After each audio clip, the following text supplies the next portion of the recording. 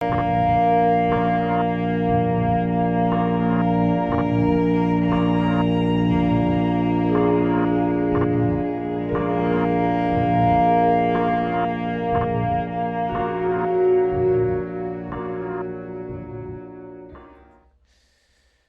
guys, Shorty here. So over the weekend we had a Battletome breakdown of the new Daughters of Khaine. We went over some changes and similarities of the new and old book. I had a longtime Daughters of Khaine player help me break it down for his perspective. And then I had a brand new player, Mr. Lemon from our Twitch community, and just to see the differences in perspectives on a Battletome change.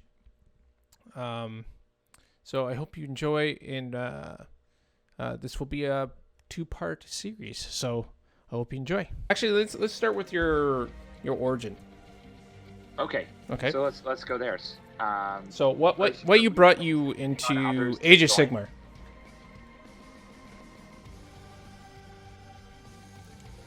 So I'll just answer that one. So what got me into Age of Sigmar was like I had taken a long hiatus from the hobby, like a lot of people.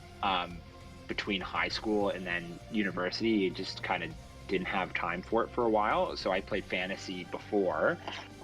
Was a big Vampire Counts player and Orcs and Goblins player. But then when fantasy died, I was out of the hobby for quite a while, and until the Knight Venator model actually came out for Stormcast, and I saw that model, I'm like, hey, that's a really cool model. I'd love to just like paint that up. So it started with just like painting one model because it was cool, and I was like, maybe I'll give this a thing, and got back into Stormcast.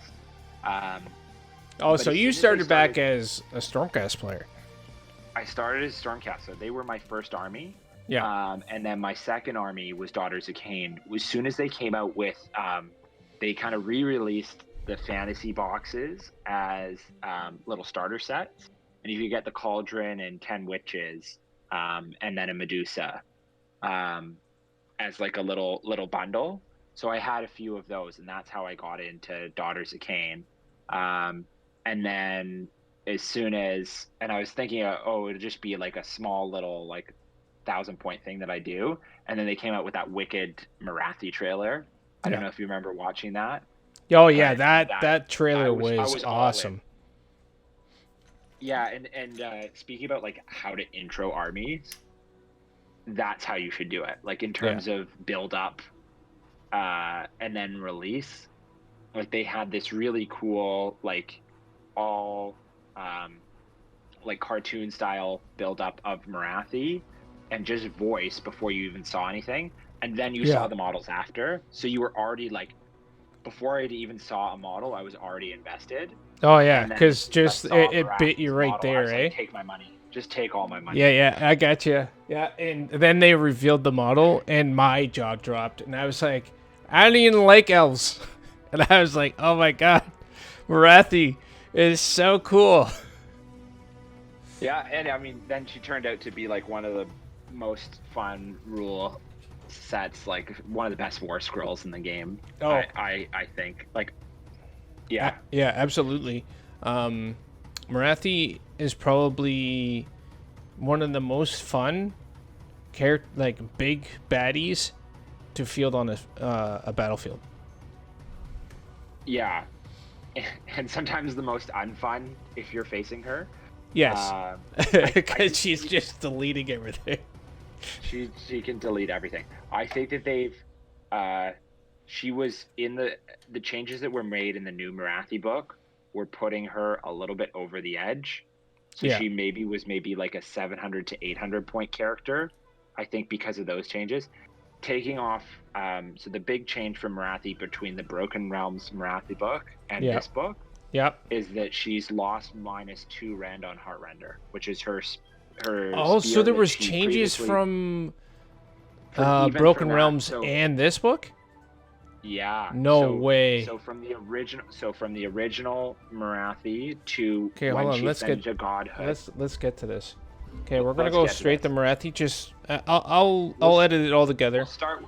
But We'll start with the god herself. So yeah. I mean, and Okay. it's not a bad place to So, start well, because really the whole it's battletome is about her, from story to how the army lists you'll see are written. Yeah. Okay, so we'll start with baby Marathi. Okay. Chad, can you see that? Okay, you're good. Yeah, you can see it totally clear. And I actually have all the stuff here, so like I can see it and go through it with you. Yeah. So it's all good. But I mean, in terms of her baby form, she just gets max. She gets like 3 times the value now. Because she's always has the baby form. She always has the baby form. So in the old book, before she was a god, when she was like 480 points, she would have to change forms. And there were some tricks that you could do with Celebron. You could teleport her baby form up and then swap the bases with the big form. And then you're now making a 7-inch charge instead of a 9-inch charge. On turn 1 as an alpha. It was like a very sweet, tasty tactic. I like it. That's gone. But the value you get is that you now have like a 3 cast great spellcaster. That's always minus the 1 to hit. That's always minus 1 to hit. And only takes 3 wounds for 2 turns. Can only take 3 wounds. Yeah. So I mean, I thought one thing was kind of weird and inconsistent. The fact that, like, on her war scroll it says 6.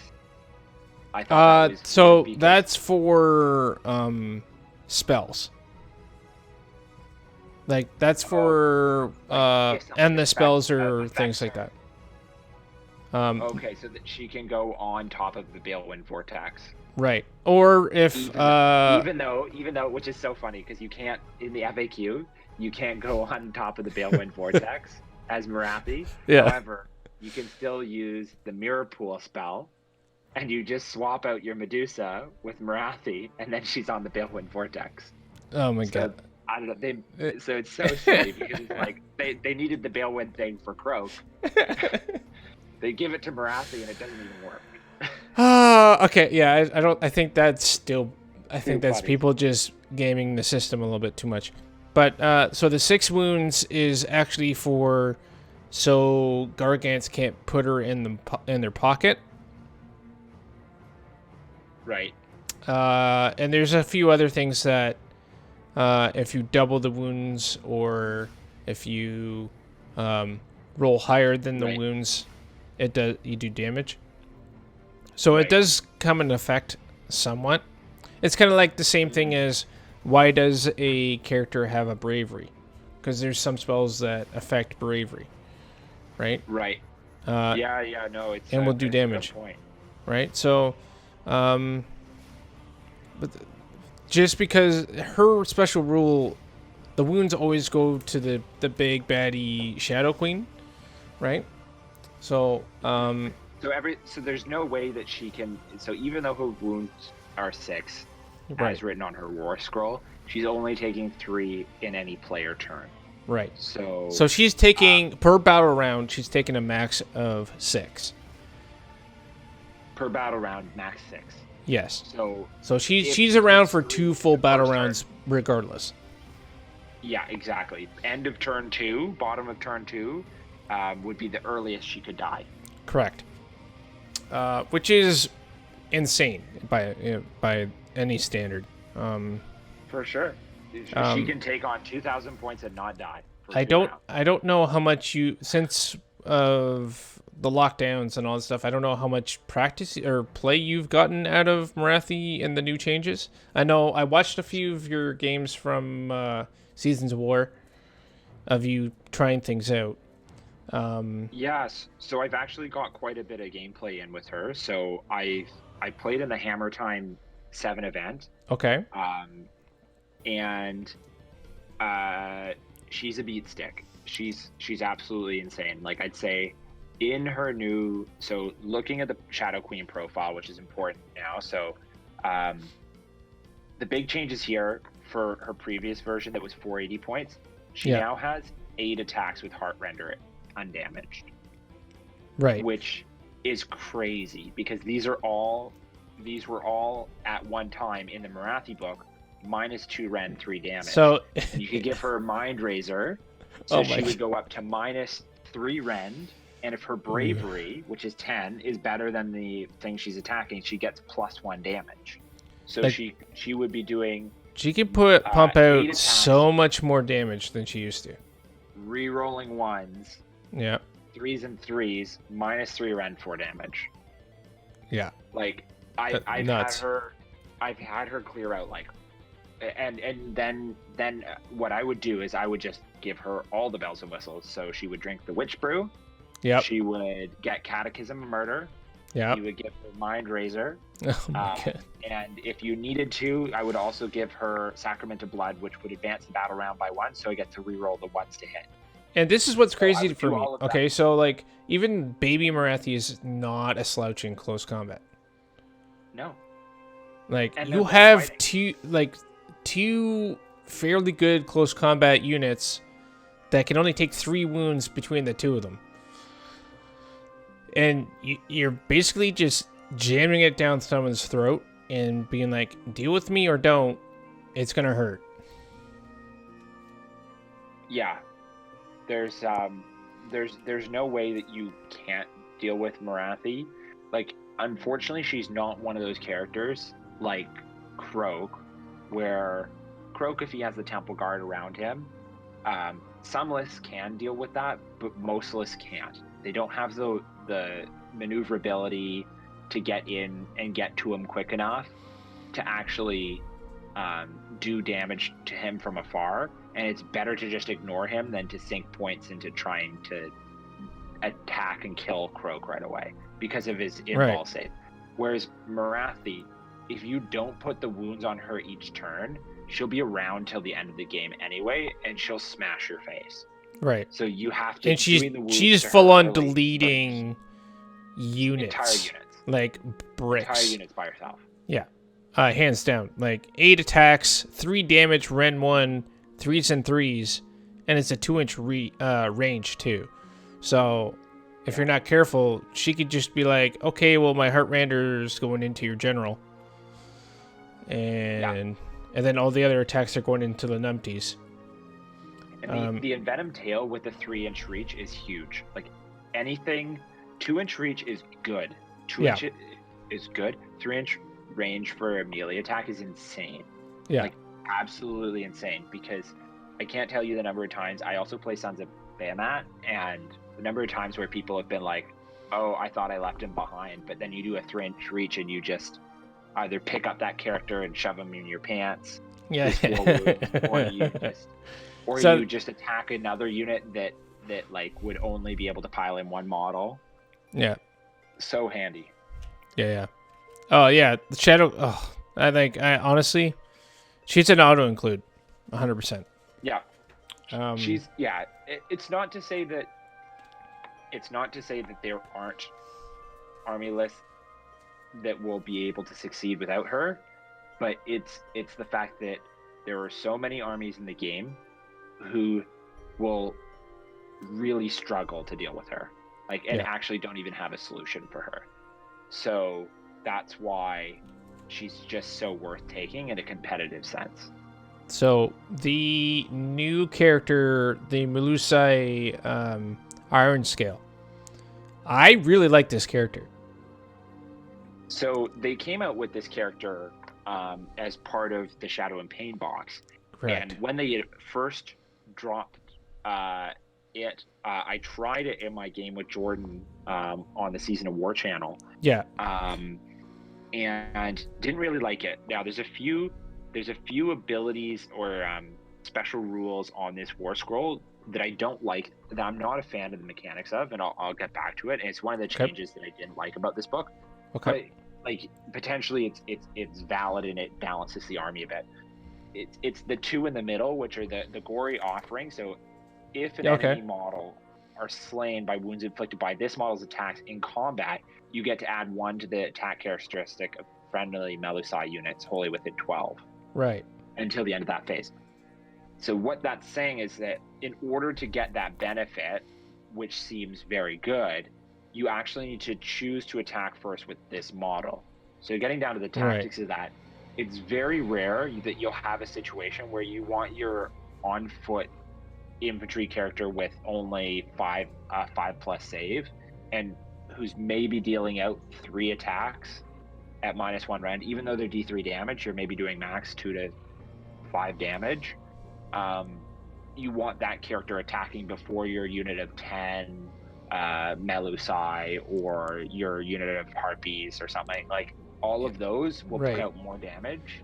So what I see that as is that you're sacrificing the character because it's on maybe 2 wounds, 3 wounds, and locked in combat, and you got your Melusai Blood Sisters in range for a Hail Mary to either try and save the Iron Scale, trying to bait out that the character, not like your opponent, to attack your Iron Scale because it's already attacked, or just to make sure that, hey, you're going to take some losses here. Here's the extra attacks for those losses you're about to get. Right? So I think that's there's like, I think that's an end game ability. I think that's something that near the end of the game. Yeah, for sure. Near the end of the game, especially when there's multiple combats. Right. So when there's like, if you find yourself, the only way that I would want to put this character into combat is if there's like 5 or 6 combats happening at once. Right. Because if there's about 5 or 6 combats, it's a great character and it's a great ability. Because now your opponent has to think, okay, do I want to try and fight with this unit first in order to hit the Iron Scale and hit the Iron Scale instead of hitting the unit of Melusai? Because if I hit the Iron Scale, I stop the Melusai from having 1 extra attack each, and I really reduce their output. Or do I actually attack that unit and try and just kill models so that the 1 extra attack needs less? Right. And that's adding complexity to the right decision for your opponent, and that's how you win games. Yes. Okay. Because it's added pressure. Themselves. It's added pressure. Yes. That's totally it. Yeah. And the last one, which I'll talk about, is the Turn to Crystal, which is the same rule that's on the War Scroll of the Blood Sisters. Yeah. The combat Melusai. And it's off screen a little bit. At the end of the combat phase, 3+ mortal wound. Right. Yeah.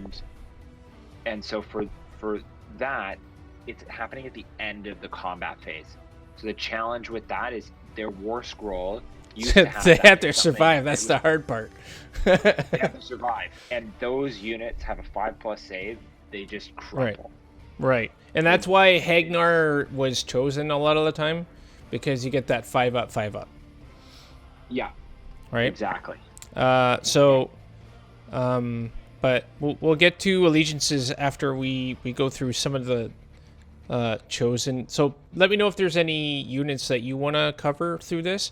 But I just wanted to cover the new character because I know she's in my list. For sure. So you know one more. So the reason why she's in my list is for this command ability. Yes, the command ability is. So I played with it in my first game, and I didn't understand the value of it. And those speedy snakes, man.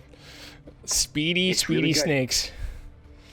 So a few things. One, it allows you to run 2d6 instead of 1d6 and then still make a charge. Right. But I thought that wasn't that good of a command ability, but I forgot about the fact that you're talking about this in the context of a Daughters of Khaine army, where you get to reroll your 1s on your run in your first turn. Yeah. So if somebody deploys too close, you can be running those snakes. Even if you roll double 1s, you get a chance to reroll both of those. So you're going an average of 7. So that's an average 15-inch plus then your charge. So you're looking at, on average, a 22-inch threat range. But that could go up much, much higher to like up to 32-inch threat range. Right. So My buddy Mitch plays Nurgle. Okay. Yeah. This guy has a 30, I think it's a 34 threat range with his Blight Kings. Oh my god. Yes. Like, there's no hiding from that. I could be on the back of my board. He's still got a chance to getting there. That's insane. So, like, I just have to deploy on the line, and I have to kind of weather the storm, basically. So this is part of my whole plan, and we'll get back to that when we talk about our list. But Melusa, sure. I think she was overlooked by a lot of people right out of the gate. Well, in the Marathi book, if you had the Melusai Iron Scale, it couldn't be your general and make your snakes, your Melusai battle line. So that was a real challenge. Now, there's a big change, and so now with the Iron Scale, it makes those snakes battle line, which is incredibly Oh, it does. Because previously you had to have the Medusa. Oh wait, where is that in their battle? You'll see that in the pitch battle profiles section of the book. Oh, okay. I didn't see that earlier.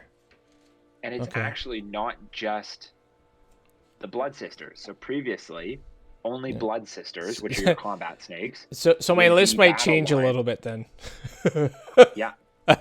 Okay. Yeah. But anyways, no, it's big because previously that's massive, man. It's so big.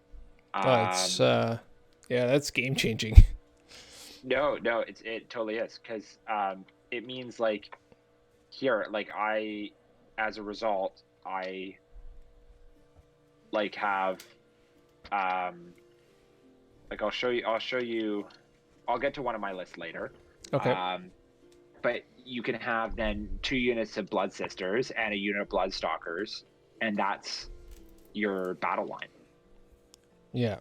Which is amazing. Like before you couldn't have had that, and you would have had to have your Blood Rack Medusa be the general just to even get the Blood Sisters unlocked as battle line. But now you don't need to have that character. You can go without the Medusa, just go with Marathis and the Iron Scale or 2 Iron Scales, and then have some big units of Blood Sisters and then just run them straight into your opponent's face. Okay, so is there any specific battle, war scrolls that you want to cover? There's only one, which is the Shadow Stalkers. Okay. Yeah. The Khaine Shadow Stalkers. Have you had a chance to take a look at those ones? I think no, a lot of not. people have, but they're so fun. They're Assassin's Blade. Probably they're my favorite unit in the game. These are the ones that are from the little. What was it? Is it the? They're from Warcry. Is it Warcry? Oh, it's a war. Oh, it's a warband. Okay, I thought it might have been part of the Shadow Spear or whatever, or Shadow. Shadespire. Shadespire or whatever it was. But okay. Yeah, so I'm building them right now. Yep. And the models are fantastic. Oh, they're gorgeous. They're really fun. Yeah, I did see them. I just so cool. I kind of looked over the actual war scroll.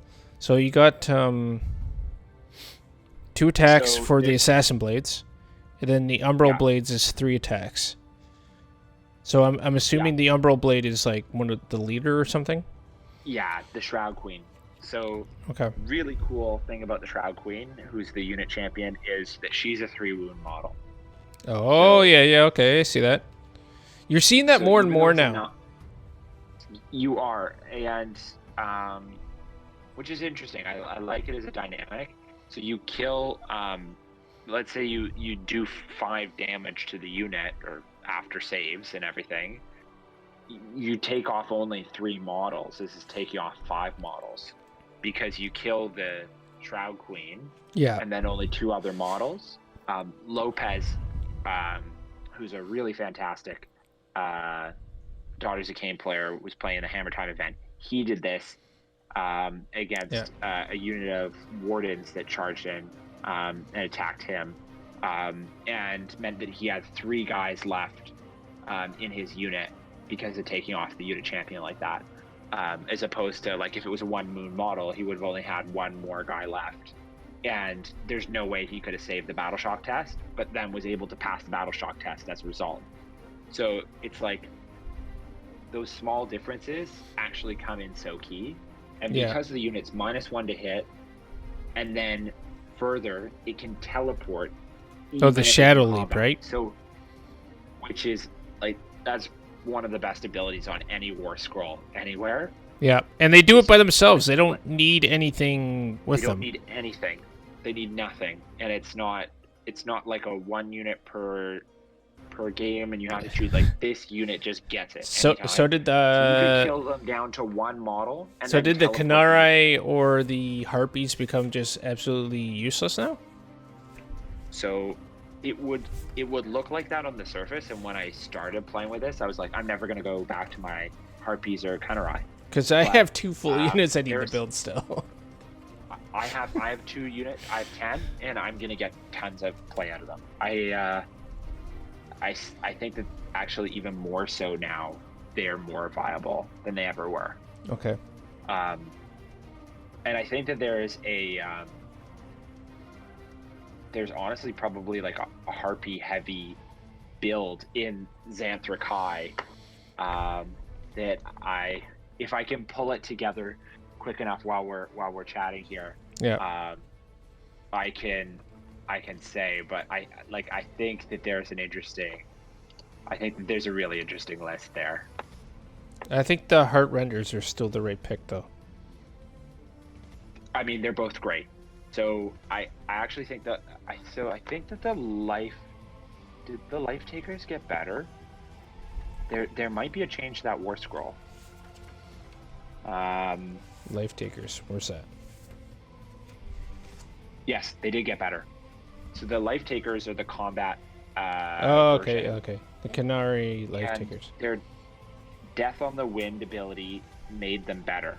So add 1 to the damage characteristic of the unit's blade sickle, blades barbed sickles. Yeah. Improve the rend characteristic by 1 if you charge. So it didn't have the improved rend by 1 on the turn it charged. Now they get +1 rend, which is actually really wild, because if you throw that in a Xanthra Kai army list,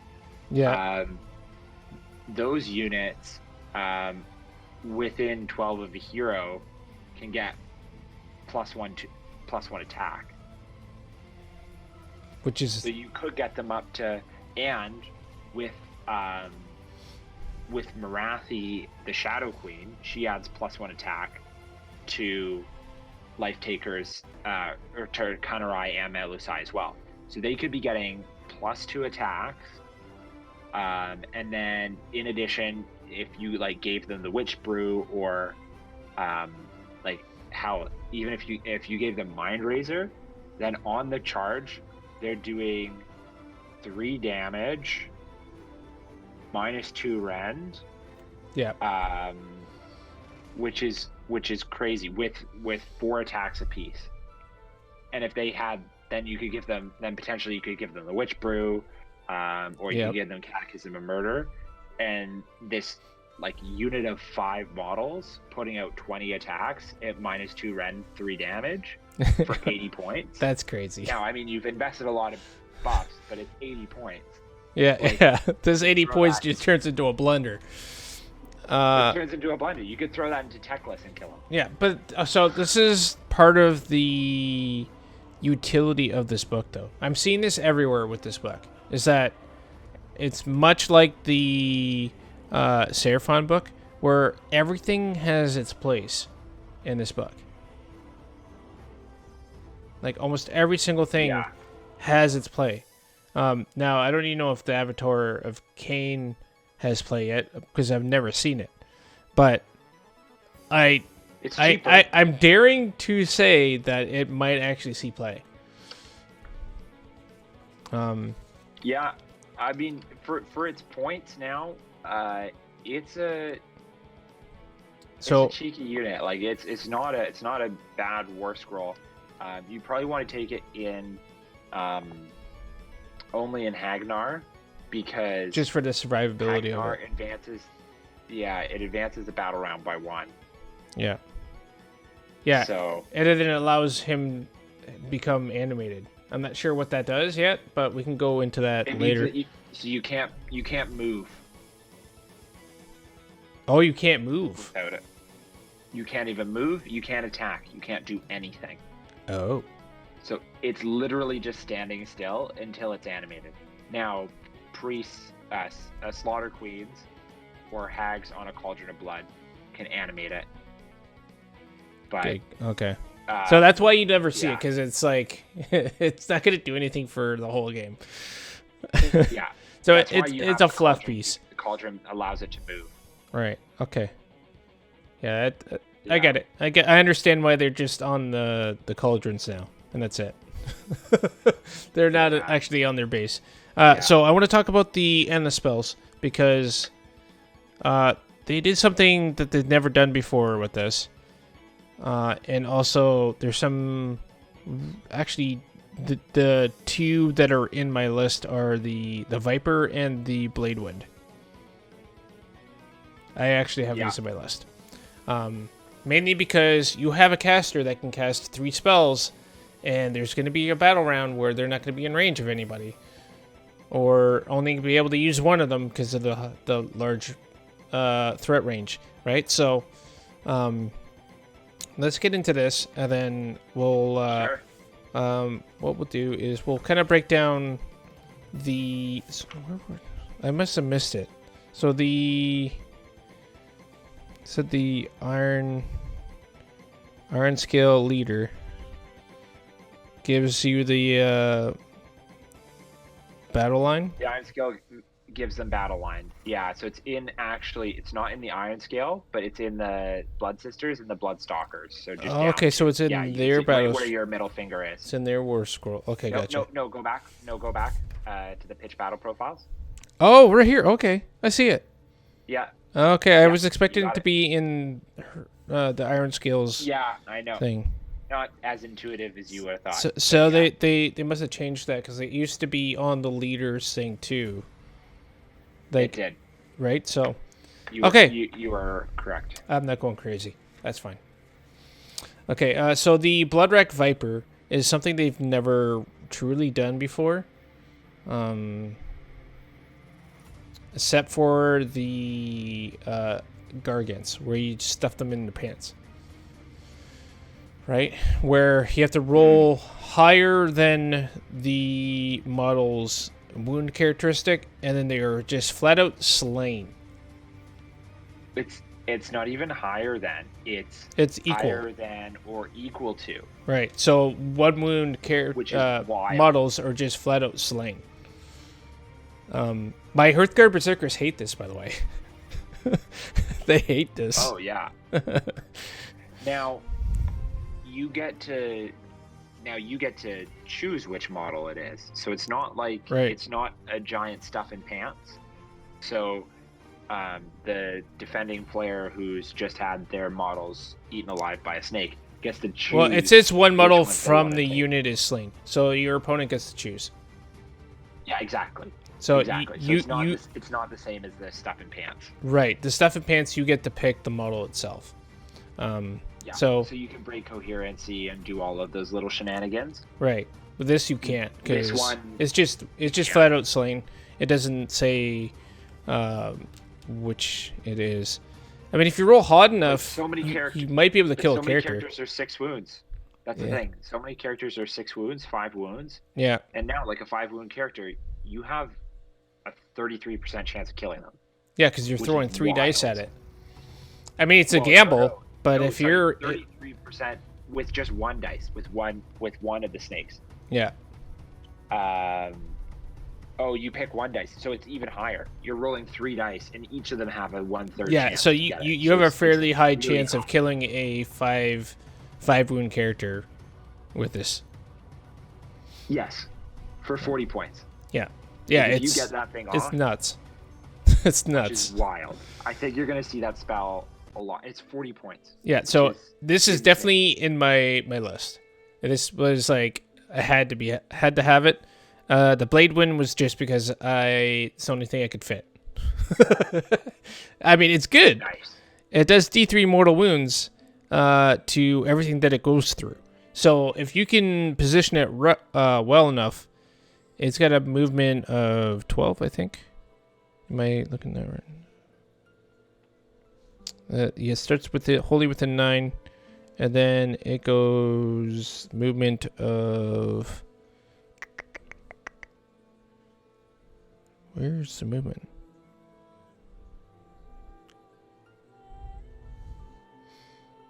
Where's the movement on this? Oh, moves. It can move up to 12, and it counts as fly. So, like, and it's not restricted by the 3-inch bubble, right? So it's a spell, so it can end in the middle of a unit, basically, as long as it's not overlapping another base. Yeah. So you're talking about the Blade Wind now, right? Yes. Or are you talking still about the snake? The Blade Wind. Yeah. The Blade Wind, like, I think it's interesting. I personally just have not got my head around the situations in which it's going to become helpful enough where being able to cast a spell like this, while it doesn't have like that high of a casting value, it's only cast on a 6, so like you can probably cast it. In the meta right now, there are so many things that can stop that.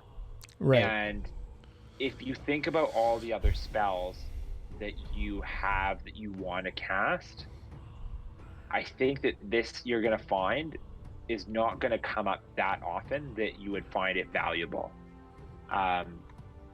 And I think when it all boils down, you're going to see a lot of Vipers.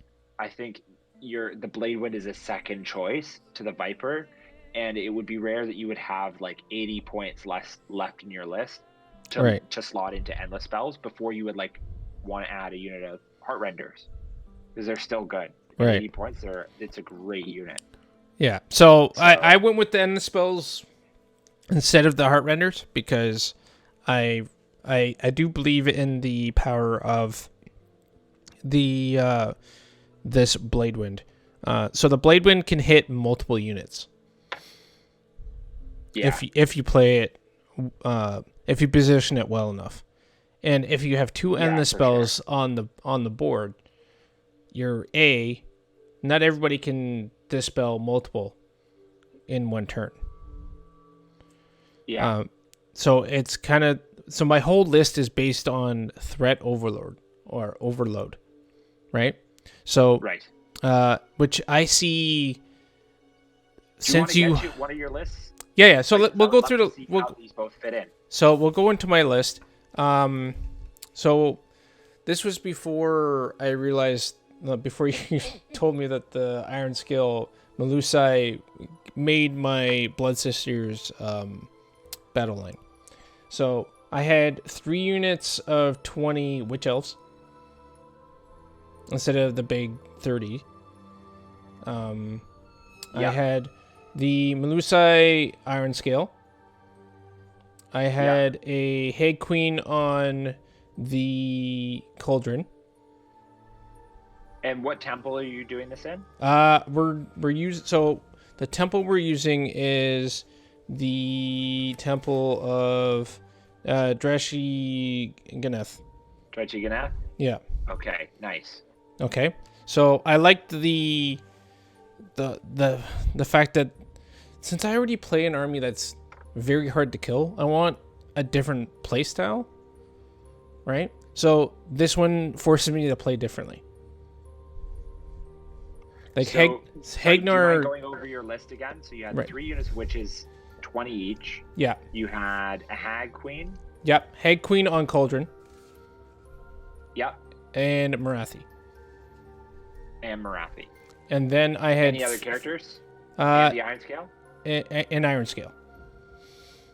And then I had 15 Blood Sisters.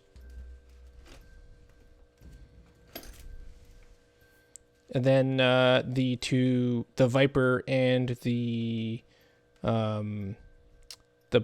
Blade Wind.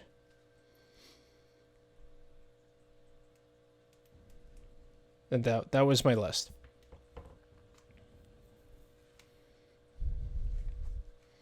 So it's like 2,000 right on the button. 2,000 on the nose. Yeah, right on the button. Okay. So, yeah, I mean, you got bodies with that. So you have 75 bodies between the 3 units of witches. Yeah. The Blood Sisters. Yeah, you still got Marathi Kane as your caster. Yep. She's got 3 casts a turn. You know what? I would say that it's really handy to have those endless spells with Marathi. Like, it is kind of a good choice with that because you actually find in the first battle round, she runs out of casts. You're not going to be so. Casts, So my whole plan for these endless spells is to use them as like a zoning and setting up for the next turn. Right. So, and the spells with a big base can be used to zone. Pretty useful. Now, with Marathi being a 3-cast caster, you can use those endless spells far more frequently because she's got one that's 36-inch range. So that's the one that you're going to use like from turn 1. Right? Yeah. The black horror of Ulgu. Right? Yeah. That one's going to do consistent damage all game. Yeah. Yeah. And then what did you give her as her spell? Did you give her Mind Razor? I had I think it's Mind Razor that I was giving her. Yeah. Right? So she was going to Razor's cast that on her shadow self. Yeah. That's a great one. Yeah. Yeah. Or the Blood Sisters or the Witches. I mean, casting on any of them, like the Witches before, you might not have got the double damage. Yeah. But now, if you charge, you get double damage. Yeah. And then on top of that, the Iron Scale is going to run up with them. Right? Yeah. And do that late game damage and give them the extra attack. Also the Shadow Queen will. So my whole plan was the Iron Scale. So Iron Scale. Yeah. This character will also be running up with the Shadow Queen, and 15 Blood Sisters as a Death Ball. Yeah. How's it going, Trap? And Ramble said that his bathroom's getting ripped apart. And he won't be able to join us. But that's okay. That sucks. Not too bad. Yeah. So that's my Death Ball. Right? And then I have 60 Witch Elves that are just taking over the rest of the board. With the Heg on Cauldron. And what prayer does your Hag on Cauldron have? I had not gone through that because I wanted to pick your brain on that. Yeah, so I have actually a good suggestion, which I wouldn't have suggested before this book. So I think it's a prayer that I don't think anybody has ever run in the previous book. Okay. But I think people are going to start running now because it's a good prayer. It's the pick one unit and they ignore Battle Shock. Oh. So as opposed to spending a CP, you can just on a 3+ make a unit ignore battle shock as if they drank the witch brew.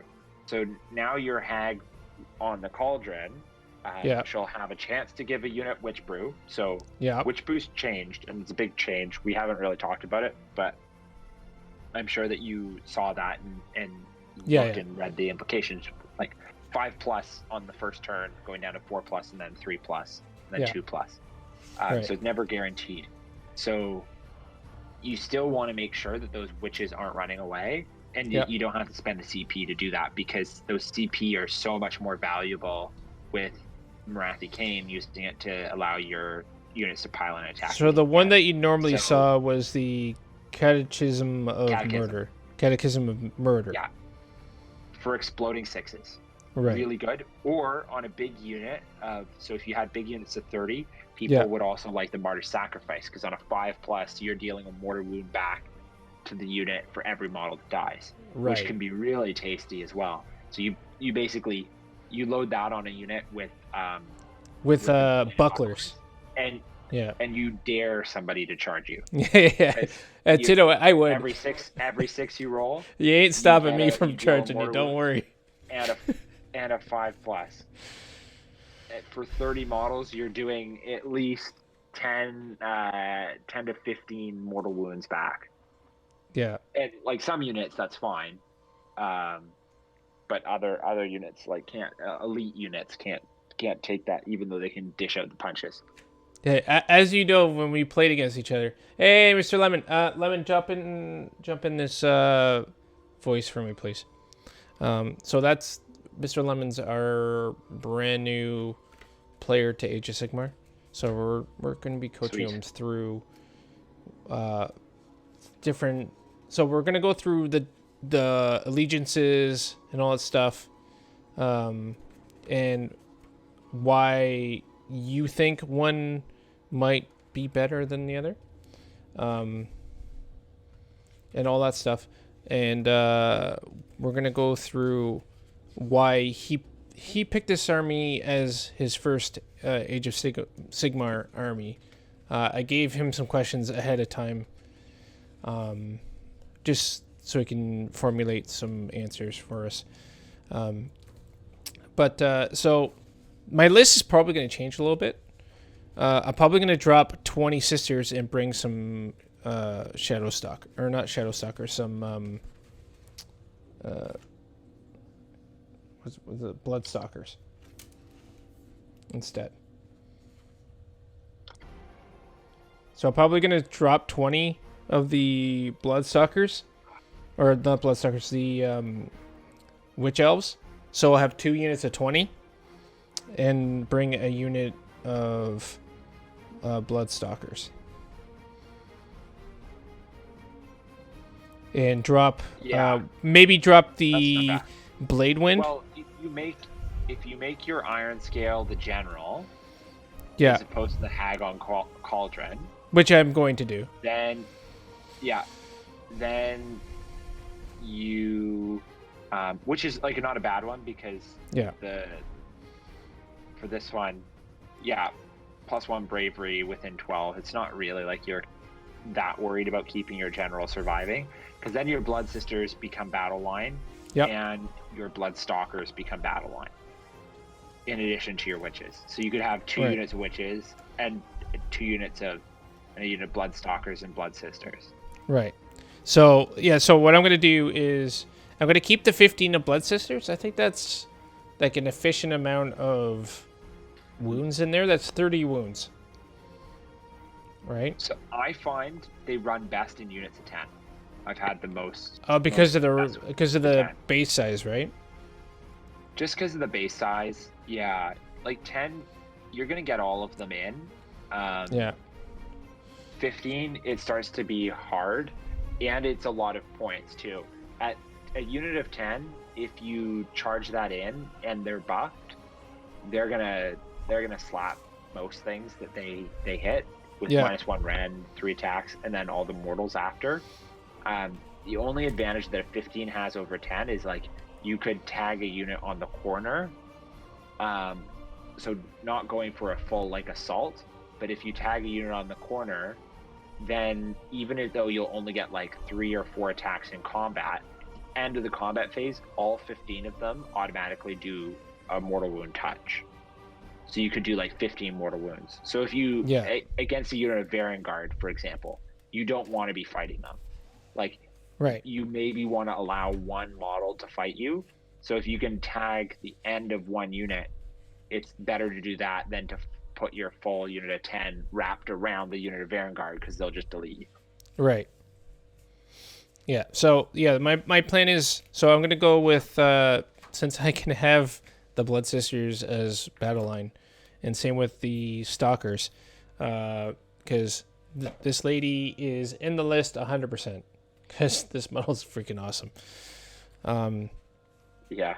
So I'm gonna drop the 20 Witch Elves, which also makes it cheaper for me, honestly, because I mean I'm jumping in this brand new, so I only need to buy 2 get started boxes instead of a whole bunch more Witch Elf boxes. So you could have 2 units of 20 witches. Yep. And then a unit of 10 Blood Sisters, and a unit of 10 Blood Stalkers.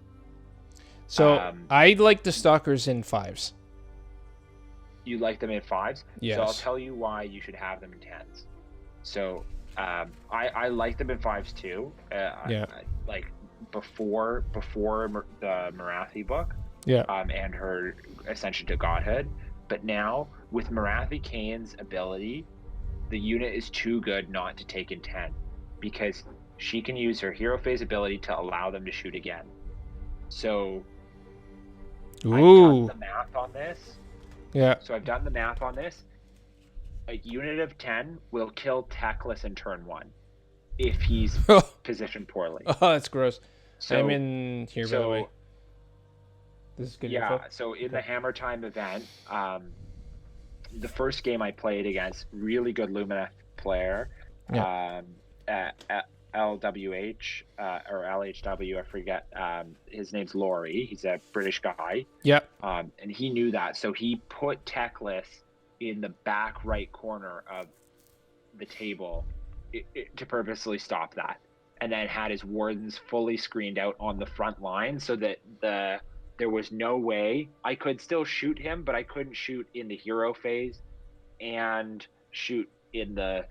I couldn't have 2 turns of shooting in my first turn to shoot Teclis. Gotcha. But if you can shoot Teclis before he puts his 5+ save up, because you'll underdrop if you have a battalion. And that's why the Iron Scale is so crucial, because you can 2d6 run and still shoot. Yeah. And then you have Marathi that's going to fly up with them, allow them to shoot twice. Now, the shooting twice happens in the hero phase. Yeah, so that's the next phase. They might not be in range. Yeah. Yeah, they might not be in range for the first turn. So if you give away first turn and they come to you, then it could be good. Or going between, like if you have the bottom of turn 1, when you go from turn, like top of turn 2, it might be, then it's really good. But 10 Bloodstalkers shooting twice will do enough damage to kill Teclis. Yeah. Consistently. Yeah, it's I really like the combo of the Iron Scale Melusai with the Blood Sisters and Stalkers, because the combos are that, like, especially end game, where because this army is so killy that it's like you're basically, if you're concentrating your units like I'm planning to, I'm going to be planning to have this death ball, right? And then I'm going to need that speed to get to the other side to reinforce the other side, because the witch elves can do work, but they're just going to be falling like in droves. Especially if I'm not running him as Hagnar. No, they can die. They're gonna go in. They're gonna die much quicker. Now, Right, witch correct. elves are down to only 2 attacks each if you have the buckler, 3 attacks if they have two-handed weapons. Now, so they've lost an attack. Now I like the buckler though. Yeah, so if you like the buckler, they're down to 2 attacks each. Yeah. So that's it. Now Yep. they can be hitting on 2s if they're within range of a character, which is good. Oh, there. So instead of like previously, witch elves, it was you got an extra attack. Now it's you get +1 to hit if you're within range of a character, Which is arguably better. Add 1 to wound rolls for attacks made with melee weapons. The units that are wholly within 12 of any Daughters of Khaine heroes. Oh, sorry, I misspoke. I said hit rolls. It's yeah, you're right. So It's wound this roll, is why which is probably better. So 100% better. The witch brew isn't as valuable, or like not as necessary. Yeah, it's still valuable, but so this is why I like the Drashi Ganeth Allegiance. So it gives you to improve the rend characteristic of melee weapons used by witch elves and Sisters of Slaughter by 1. So I'm hitting, say, before I get to any of the command abilities or whatever, I'm hitting on 3s, wounding on 3s because I'm planning on keeping wholly within 12 of that the cauldron. Or any of the heroes. Like, Baby Marathi can kind of hide in there too, right? So, so they're going to have Rend 1, which is really freaking good. yeah. And then the command ability is allowing me to pick 1 friendly Witch Elves or Cities Sisters of Slaughter unit and add 1 to hit rolls. Right? So, if you compare that with was it the Witch Brew? I think there's a Witch Brew that gives you reroll 1s. Where is it? I think I saw that somewhere. The Witch Brew just allows you to reroll everything. So you have the battle ability from the 4th battle round onwards. You get to reroll 1s to wound. In the 3rd battle round, you get to reroll 1s to hit. I think it was before this. But the Witch Brew itself is what gives you reroll all wound rolls. So if the Witch Brew goes off, you get to reroll all wound rolls.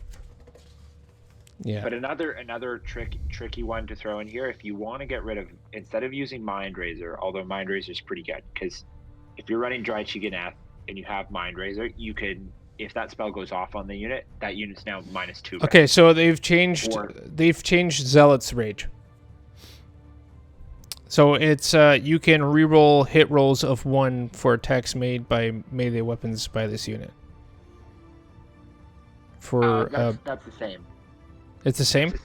Sorry, they did change it slightly so that it's now only melee. It used to be melee and shooting. Oh, the okay. Stalkers got to reroll 1s, but now that's been taken away. Okay.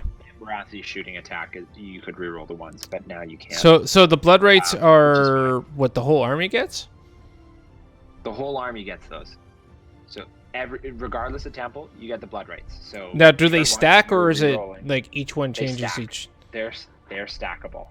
Okay, so turn 1 we get reroll run rolls of 1, and then turn 2 we get you get reroll charge and reroll 1s of run. And run. Okay, so this army just gets, as it's taking losses, it gets stronger and stronger and stronger. Yes, it's like Power from Pain, and this is kind of why we're gonna get to Mr. Lemon's. So Lemon, you're allowed to speak, you know. That's why you're in here. Hey Lemon, can you hear us? Okay? Are you good, buddy? Are you good? Yeah, okay. I'm kind of eating dinner. Oh, okay. Oh, there you go. All right, so we'll fix it in post. I'm not doing it, Aiden. You know that.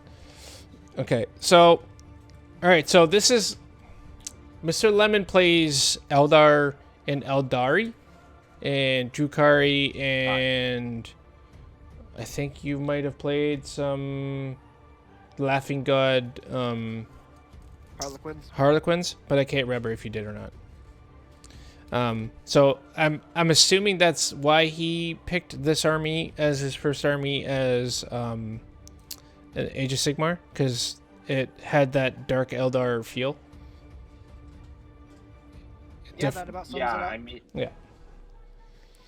they're But close. we'll get to that later, Lemon, when you're done eating your dinner. Oh, I'm done. I was actually finishing up when you called me out like that. Hey, good timing. Okay, so what do you think of my list? And I want to see, we'll go through your list, Oliver, and we'll see where our differences are, or if it's exactly the same. Yeah. So I have I wrote down lists from each faction. Yeah. But I'll go through. Let me go through my Draichi Ganeth list just for comparison. So it's fairly similar. So I'm running Marathi. Yep. Both forms with Yep. Mind Razor as well. So the same as you, because I think that chance in Draichi Ganeth to get -2 rend Yeah. is going to be on your Witches or Sisters of Slaughter is crazy. Yep. That's going I to have flat out Hag Queen delete on College. units. Sorry? That's going to flat out delete units. Oh, for sure. For sure. So, for the Sisters of Slaughter, I have... after the Shadow Queen, I have a Hag Queen on Cauldron. Yep.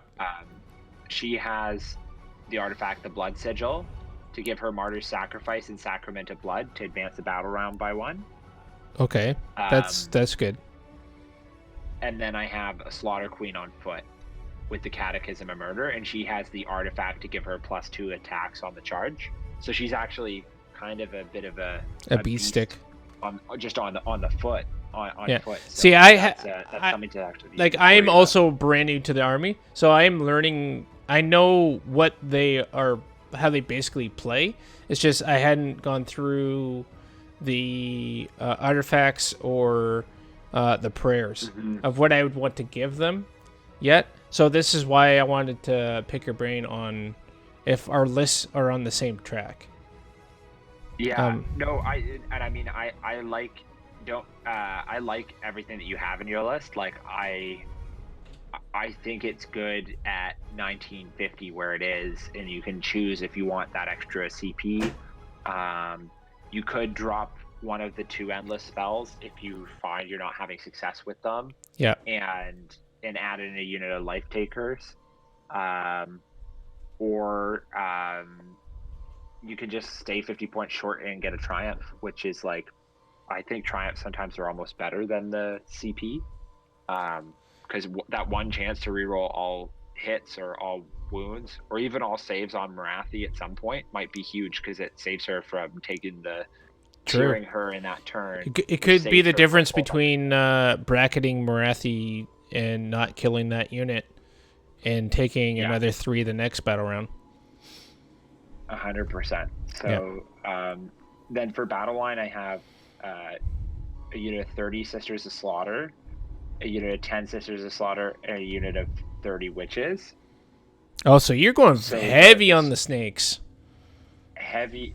No, so these are... Sorry, the Sisters of Slaughter are the ones with the whips. Oh, yeah, okay. Yeah. Not the blood So sisters. yeah, I know this is kind of like your guilty pleasure with these Sisters of Slaughter because of the pile-in tricks. The 6-inch pile-in is huge. Yes. So Lemon, Yes. with Age of Sigmar, there's the we've talked about this a few times, but the major difference between 40k and Age of Sigmar is the 3-inch bubble that you can't pass in the movement phase. So you can physically zone out units by just moving a little bit further ahead because you're reducing that movement even more. You can't end your movement just outside of 1 inch of an enemy opponent. You have to stay outside of 3. So now, you can move through that zone. yeah, You but just you can't have to end finish your out of move it. in the zone. Right. So you have to Yeah. end out of it. So the control of board space is far greater in Age of Sigmar than, and there's a lot more tricks in the movement phase that you can use to your advantage. What comes to mind is like, just because Ideneth Deepkin has movement stupid, that it can go basically board edge to board edge, doesn't mean it's going to be able to touch my characters because of how I placed my Hearthguard Berserkers to encircle all my characters, right?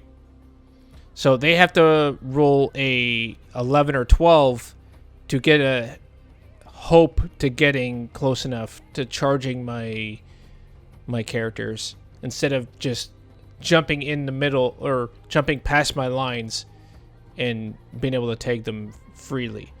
So this is where the tactics are and where the actual game is difficult, is because you need to know when how to position certain units to give you the maximum board presence.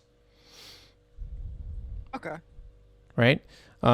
And you already know how to take board presence and what board pressure is from 40k. You said you never painted any KO. That was a metallic blue dwarf.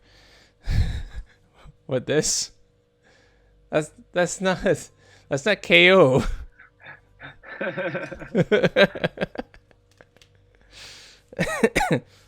All right, so that'd be good for KO though. I'm not arguing that. I mean, dwarves are good for KO because it's dwarves. So what else was in your list?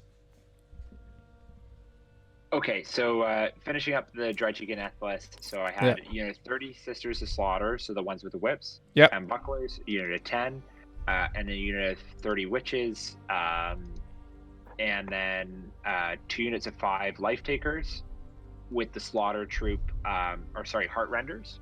Yep. For the slaughter troop battalion. So it will bring the army down to a 4/5 drop. So it'll be a 5-drop army. Yeah. Because you have the battalion, you'll get the extra CP and an extra artifact, which I use for the blood sigil to give me 2 prayers on my hag on the cauldron. So the Martyr Sacrifice, and to advance that down. So when I went through the building of my list, I saw the battalions, and none of them struck me as worth taking. So the reason why I love this battalion in Drychiganeth is because the slaughter troop allows you to retreat and then still charge. And in the Drychiganeth battalion, you always get rewarded for charging. Because if your witches or your Sisters of Slaughter charge, they get +1 rend. So that's an important thing to think about too in terms of tactics. So Lemon, this is something to think about, is like, if you're going to play Daughters of Khaine and you want to run Drychiganeth, with your Sisters of Slaughter, you have to say, am I going to pile in 6 inches and not charge and have it be guaranteed? So you'll move up to be within 3 inches, and then you use your pile in to automatically get all your ladies on the objective or whatever and attack without having to make a charge roll. Right. Then you forego getting +1 rend. Or do I roll a charge roll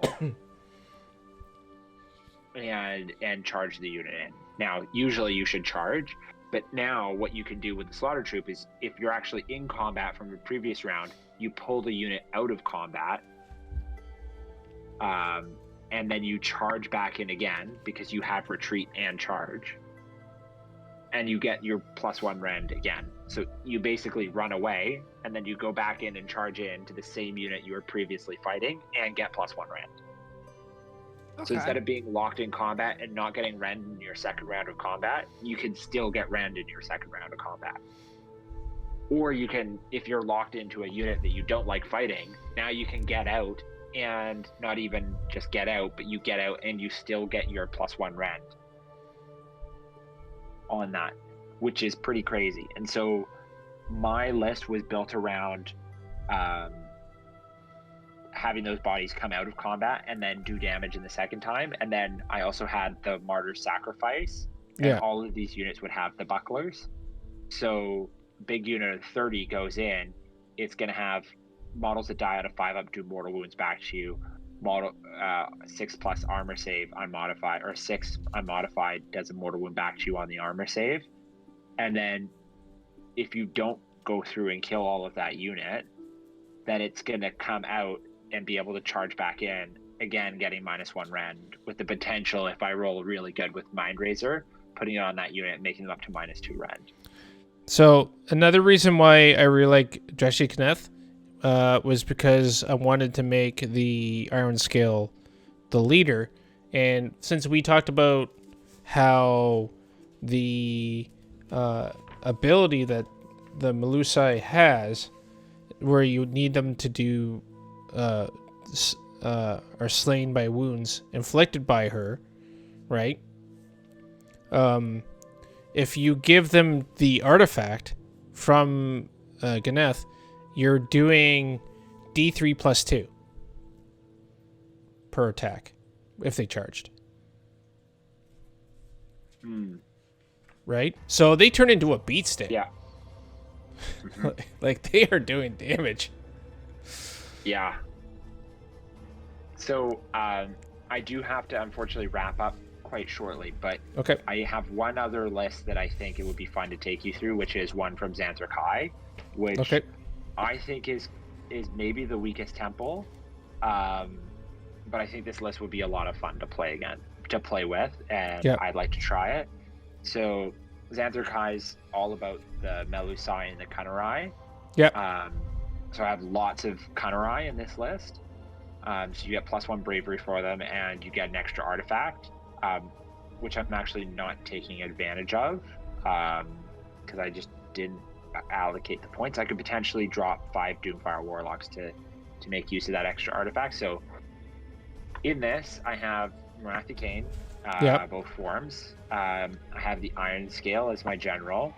Yeah. So that the trait for the Zanthar gives that units within 3 take D3 mortal wounds out of 5+, and the general's -1 to wound in melee. Yeah, which is pretty awesome. Which is pretty awesome.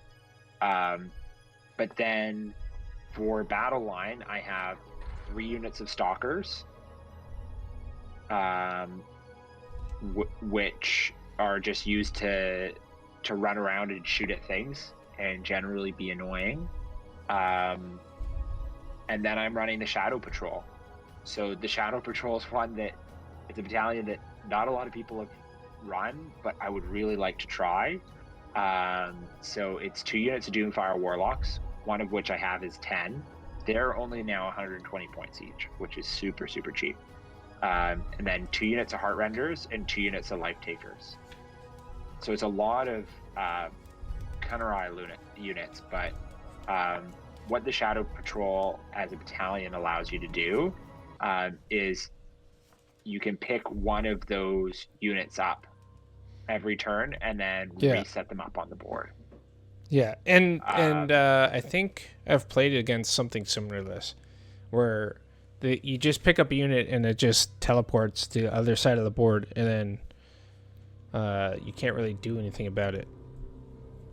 Yeah, and so with the unit of Doomfire Warlocks is 10. This is actually kind of a caster heavy build, which is why I might even change up. I would even consider changing the Iron Scale for maybe a Medusa, and maybe I do keep it as Medusa, because then with the Medusa, you actually have then 1 cast or 3 casts with Martyr Sacrifice, Yeah. 1 cast with the Medusa, Yeah. 1 cast with the Doomfire Warlocks in the unit of 10, and 1 cast with the unit of 5. So Boy, you're that's up very to caster 4, heavy. 5, 6 cast. Yeah. A 6 cast list, which is pretty juicy. The Doomfire Warlocks will put out a flat 6 mortal wounds if they're 10 models, and that unit can be like picked up and teleport. Now I believe that happens in the. I have to go to the Shadow Patrol Battalion. It might happen in the movement phase. In your movement phase, instead of making a move, they can teleport to be more than 9 inches away. Yeah. So it's handy to get them way across the board, but the unit also has 14-inch moves, so they're fast. So like this is the 5D chess general that where you're taking this to an event and you want to play a completely different game from everyone else you play against. 100%. Yeah. Yeah. No, and it's only a 50 model army. Like, sorry, 53 model army. Because you have 5 units of Stalkers, the bows is your battle line. Yeah. And then you have the 2 units of Doomfire Warlocks, one of which is 10, and then 20. That's scary. That's really low. Ultra elite. That's something you don't want to be doing in a shooting meta. You don't want to necessarily do this in a shooting meta. No. So I don't think it's really the strongest, because it's still only a 4 or 5, like it's still a 7-drop army, which is like kind of horrifying. Yeah. So like you would think with a battalion you could be lower than 7 drops, but you can't even guarantee your first charge. Now I did actually have the Viper spell in this as well, because I think an extra endless spell is pretty tasty for an army that has 6 casts. You're gonna want to use that spell, but I think in today's shooting meta this list would have a lot of trouble, but it could be really, really hard for some armies to deal with that aren't quite as fast and teleporty. Right. Or ones that have 1 teleport and then it's done for the game. Yeah. But yeah, that sounds like it'd be a really fun list, but it'd be very taxing. Yeah. Daughters, it would Daughters die in a minute to KO. KO would eat this army for breakfast. Yeah. But if you can be faster than other armies, I actually think that this could be quite good against actually Seraphon. Maybe not with Croak and his dispels, and maybe I'm just joking around because like they have so many bonuses to cast. So this would do good against. This would do good against dwarves. That have maybe 1 or 2 units of shooting. This would do well against. It'd probably do good against. Very well. OBR. It has play, but it's gonna be you're gonna outplay your opponent 100%. Otherwise, you're just gonna you're gonna have some serious problems. Yeah. It'd be good against cities apparently. It's possible. It's possible to be good against cities. I think I could see myself messing. I see in the stream chat people are talking about the new Luminous or Sword Masters, and those are really nice models. Yeah, they are really nice. So good. Yeah. Okay, so Lemon. Yes. Were you able to get your own battletome yet, or? I did. Yeah. Did you get a chance to dive in and possibly build a list? I did not. Okay. Well, I wasn't banking on that, so I was actually expecting you be like not really know where to go, because this honestly this battletome has enough in here where almost everything is viable. Like almost absolutely everything in this battletome has its place and can be used to great effect, and it all depends on the allegiances that you pick, like Hagnar, Dreshy Ganeth. Those are just the two that really come to mind. Like Calibron has its place as well, right? Yeah, I think that honestly all the temples have play. The list that I showed you, I think is like for Xanthar Kai, Yeah. probably one of the weakest. But I still think it has, like, that was trying to show that, like, I think this is maybe one of the weakest things that you could throw out there for Daughters. And it's still pretty strong. It still has play. Yeah, and it's still pretty strong. Pretty strong. Like, it's not. You'd have to play it well to beat a top tier army, but it has play. Yeah. The Kraith is great now. Previously it was your unit would get to a second chance to fight on a 6+. Now it's a second chance to fight on a 5+.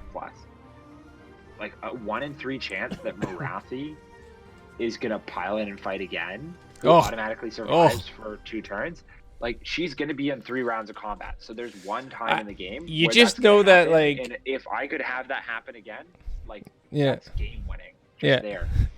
You just know that there's gonna be that one guy that's normally middle tables and it's just gonna be rolling 5s like crazy and get into the top tables at a tournament just because of it. Which is great. I Yeah. think more luck makes the game more interesting. But Lemon, did you have any general questions about Daughters of Khaine? Like any areas you wanted to prod a little bit more deeply before I have to jump off? Not yet, because I'm so new to the game in general. So I could probably answer most of his questions, but I really appreciate you coming in and helping out, Oliver. Oh, anytime, and I'm sorry. I would love to stay for a bit longer. I hope that you got some opportunities here to get some solid content. Absolutely. I mean, you've done a great job of leading the show here, but I got a new puppy that I got to help take care of and take out for a nighttime walk. So lucky puppy. That's keeping me busy. But outside of my life with the plastic crack here. So what I'll get you in touch with. I know you're really open to. You pretty much starved for talking about Warhammer at all times. Oh yeah. So I'll get Lemon anytime. to contact you if he has any questions in the future. That'd be fantastic, and I hope we can convert you from the light side of the Force and playing 40k to the dark side. Play AoS with us. I thought we were the light side. What happened here? Maybe. I don't know. Who knows? Everyone knows the dark side's better. This has to be the arcade thing. I thought I was the good guy. Of course. We're talking about the Daughters of Khaine Battletomes. They're not a good faction. Yeah, but everybody's. They're not the good guys. But 40k is grim dark. Yeah, there you go. Okay. All right, Oliver. Really well, awesome. Thank yeah, you so take much care, for man. having me. No, I loved Take it. care, man. Thank you. Bye. I'll see you, man. Okay. Catch you later. Bye. Yeah, see ya.